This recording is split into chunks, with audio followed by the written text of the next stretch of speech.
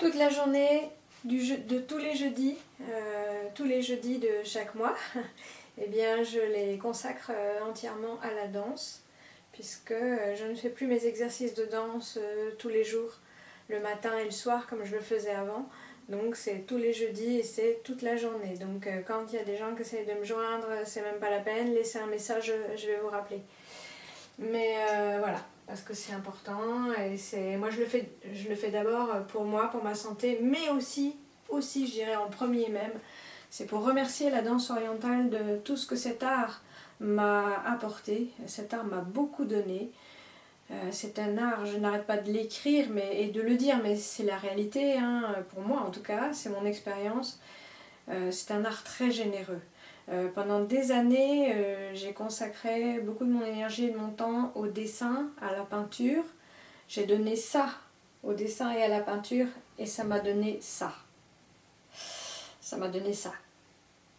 La danse orientale, j'ai commencé à consacrer ça et ça m'a donné ça. Vous voyez, la différence, elle est là. Hein. Donc c'est pour ça que là, depuis quelque temps, c'est vrai, je dessine plus, je peins plus.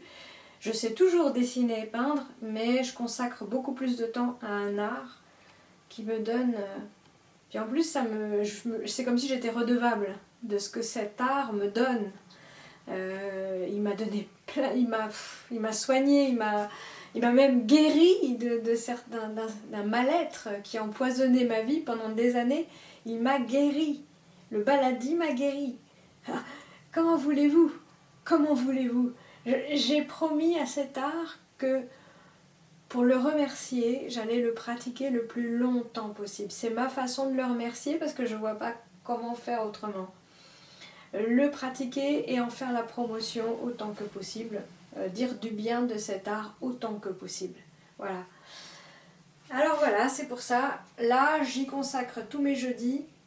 Mais franchement, j'aimerais bien revenir à une régularité encore plus comme je faisais avant, tous les matins, tous les soirs, tous les jours, ou un petit peu tous les jours.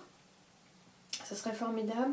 Mais aussi, comment dire, je voudrais vraiment partager ça avec d'autres personnes.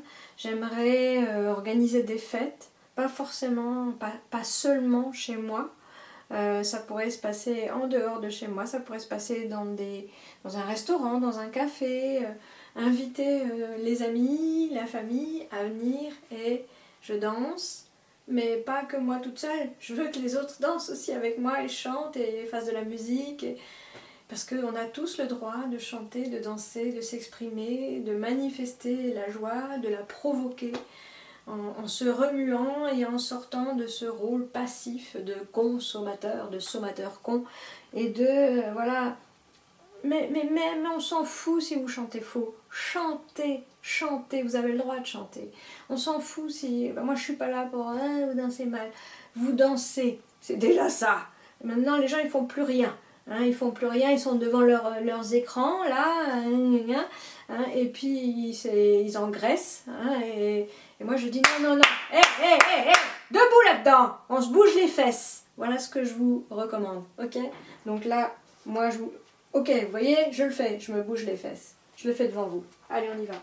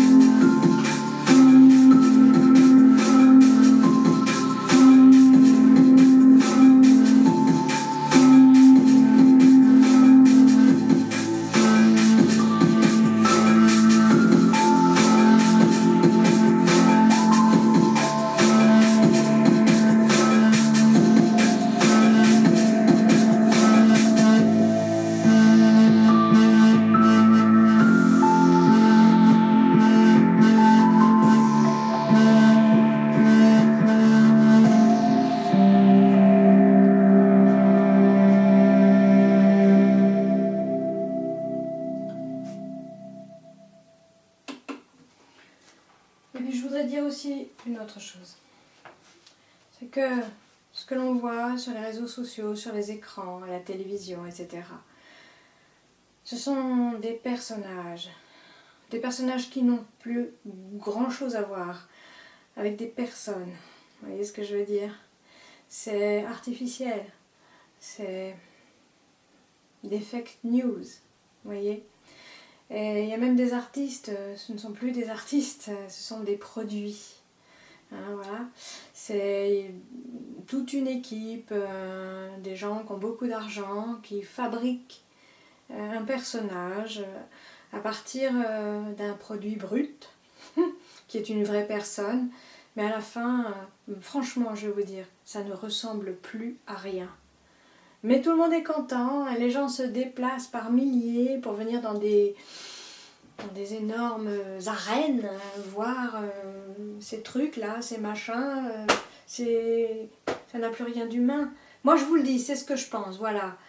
Moi, j'ai envie que tout le monde cultive en lui-même la petite graine d'artiste qu'il a en lui.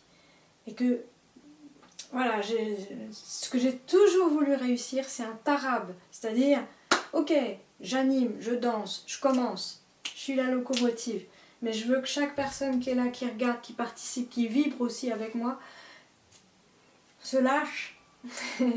Et que ce soit dans vos commentaires, dans vos textes, vous m'écrivez des fois d'une façon très jolie ce que vous ressentez, ça j'adore.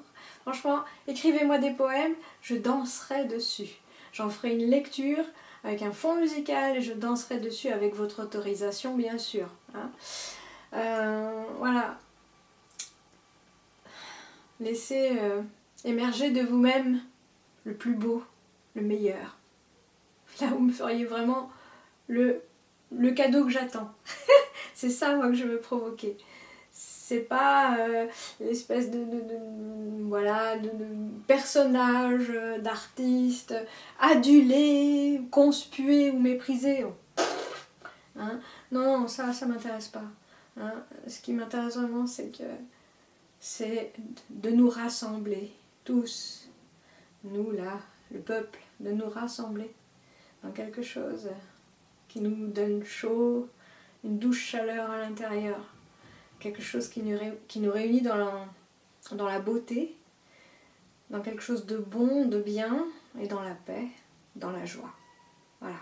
Se réunir et organiser, comme le préconise, comme le suggère Nicolas Framont, organiser la solidarité, la véritable solidarité active. J'ai un revenu de solidarité active et j'ai envie d'être une actrice de la solidarité active. Voilà, c'est ce que je peux vous dire aujourd'hui. Bon allez, je vais continuer de danser. On y va.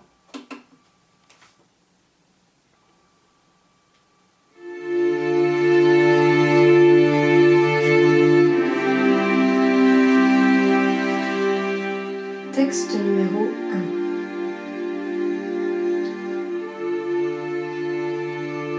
Quand j'habitais à Langrune-sur-Mer, 11 rue Abbé-Roland, en 2013, j'ai écrit « Mes racines et mes branches ».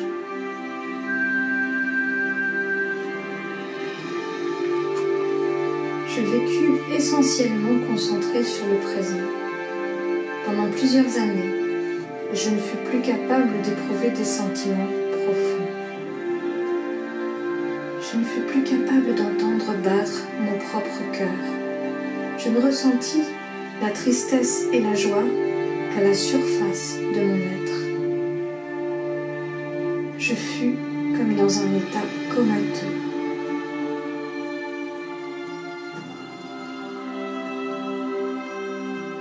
Le jour où des souvenirs de mon enfance se sont imposés à ma conscience et m'ont profondément bouleversée, j'ai eu la sensation de renaître.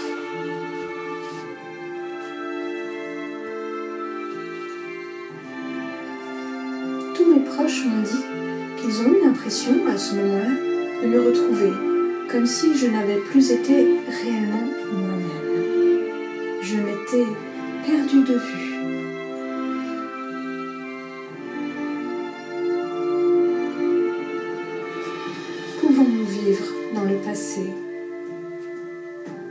dans le futur?